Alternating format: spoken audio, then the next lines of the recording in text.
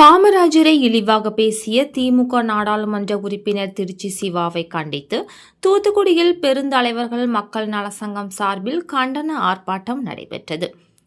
முன்னாள் முதல்வர் பெருந்தலைவர் காமராஜரை இழிவாக பேசிய திமுக நாடாளுமன்ற உறுப்பினர் திருச்சி சிவாவை கண்டித்து தூத்துக்குடி சிதம்பரம் நகர் பேருந்து நிறுத்தம் அருகில் பெருந்தலைவர் மக்கள் நலச்சங்கம் சார்பில் கண்டன ஆர்ப்பாட்டம் நடைபெற்றது.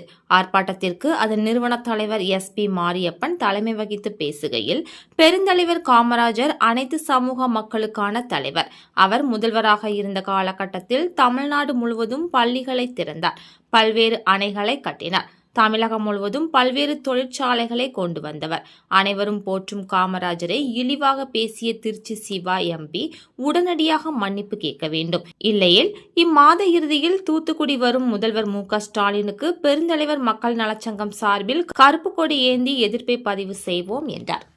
கண்டிக்கிறோம் கண்டிக்கிறோம் திருச்சி சிவாவை கண்டிக்கிறோம் கண்டிக்கிறோம் கண்டிக்கிறோம் திருச்சி சிவாவை கண்டிக்கிறோம்.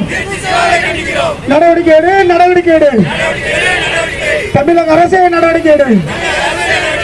திருச்சி சிவா மீது நடவடிக்கை எடு. நீக்கு நீக்கு திருச்சி சிவாவை கட்சியை விட்டு நீக்கு நீக்கு நீக்கு திருச்சி சிவாவை கட்சியை விட்டு நீக்கு. கண்டிக்கிறோம் கண்டிக்கிறோம் திருச்சி சிவாவை கண்டிக்கிறோம். தன்மான தலைவன் பெருந்தலைவர் காமராஜரை அசிங்கமாக பேசிய திருச்சி சிவா மீது நடவடிக்கை எடு.